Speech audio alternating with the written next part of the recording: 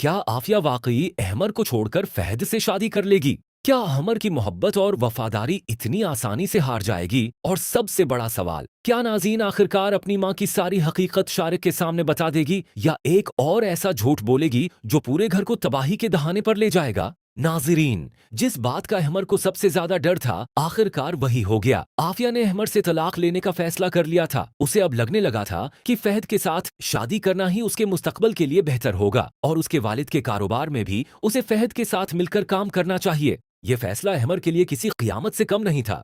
वो बिल्कुल टूट जाता है। उसे यकीन ही नहीं आता कि जिस आफिया के लिए उसने अपने घर वालों से लड़ाइयां की, आज वही आफिया उसे अपनी जिंदगी से निकालने का फैसला कर चुकी है। अहमर सीधा गड़ियाबाजी के पास पहुंचता है। गड़ियाबाजी उसे देखते ही समझ जाती है कि कुछ बहुत बड़ा हो चुका है।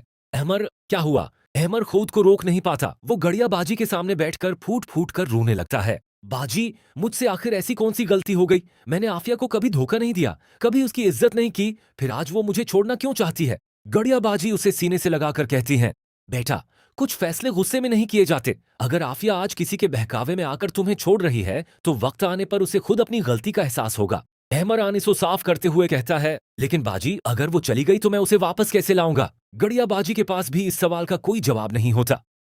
दूसरी तरफ आफिया की माँ अपनी बेटी को आखिरी बार समझाने की कोशिश कर रही होती है। आफिया, मेरी बात मान लो, तुम आज अहमर को छोड़ दोगी, लेकिन कल तुम्हें उसी फैसले पर पछतावा होगा। आफिया खामोश रहती है। उसकी माँ कहती है, दौलत और कारोबार हमेशा इंसान का साथ नहीं देते। अहमर जैसा वफादार इंसान हर किसी को नहीं मिलता। तुम्हें आज फहद बेहतर लग रहा है, लेकिन कल जब हालात बदलेंगे तो तुम्हें एहसास होगा कि तुमने क्या खो दिया। आफिया नजरें झुकाकर कहती है, अम्मी, मैं आपकी बात समझती हूँ, लेकिन मैं अपना फैसला कर चुकी हूँ। मैं अब अहमर के साथ नहीं रह सकती। मैं फहद के साथ शादी करना चाहती हूँ और अबू के कारोबार में भी उनका हाथ बटाना चाहती हूँ।